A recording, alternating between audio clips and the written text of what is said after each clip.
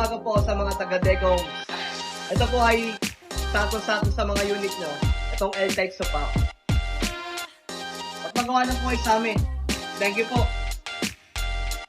Okay po, magandang araw po mga boss, madam. Thank you Lord, may panibago tayong gawa ngayon na L-type sopa.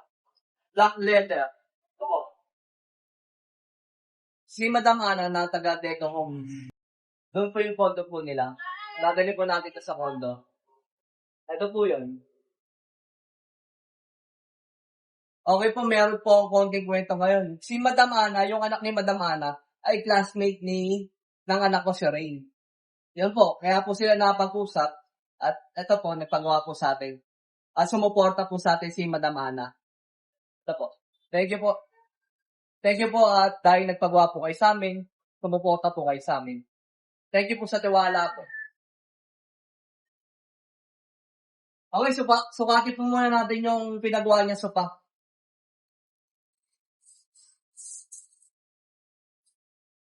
Ang haba nito ay 78 inches. Ang lapad naman nito sopa ay 30 inches, 29. Sa sopa yon. Okay, ito naman corner side. 44 inches po yung haba ng corner niya. Ito po, black color. Yan, ang magandang leather. Smooth and soft lang. Malambot po ito. Okay, kukuha po natin. Yun, napaka-solid. Eurotex foam pa rin ang gamitan and 4 inches makapal. Okay? Ito maganda oh. Walang tahi dito sa harapan kaya matibay po. Hindi pagmumula po ng punit dito. Hindi po natin pagmumula ng punit. Itong leather na to. Okay, pakita po natin yung paa. Ito pa natin ginamit. Yan, solid.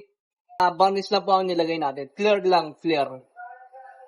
Meron kamay sa gilid. Ayan po. Okay, may 4 na pillow. Ito po. 4 pieces sa pillow kasama nito. Okay. Thank you po, Madam Ana, na nagpagawa po sa amin. Okay, nananawagan po sa Decom, sa mga owner ng Decom.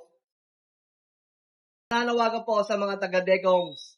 Ito po ay sakto-sakto sa mga unit nyo. Itong L-type sopa. At magawa na po kayo sa amin. Thank you po.